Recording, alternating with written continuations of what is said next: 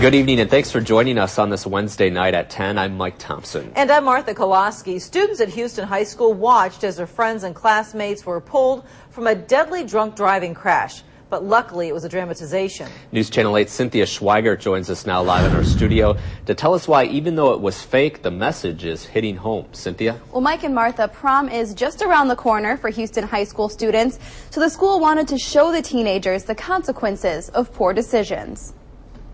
Look at him! Students heard screams of panic. This is your fault! As they poured out of their classrooms and into the parking lot.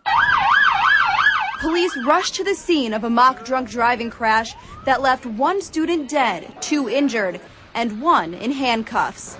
Rescuers worked quickly trying to pull the victims from the vehicle. I had a neck and head injury, so they had to put a collar on me, and then I got put on a stretcher and then wheeled out to the helicopter. Hear me? Wake up. Hear me? No response on the female. Rescuers covered Janelle Beckman's body. Her friends and classmates stood watching from behind police tape. It just kind of made me think, oh my gosh, what if one of my friends really was laying on the ground, dead? I would feel terrible. With the images of a rollover that killed 3 Lewiston-Altura high school students last week still fresh in their minds, this mock crash carried a chilling dose of reality. It's just a different connection when you hear about that kind of thing. Knowing what the principal must be going through and the families, wow.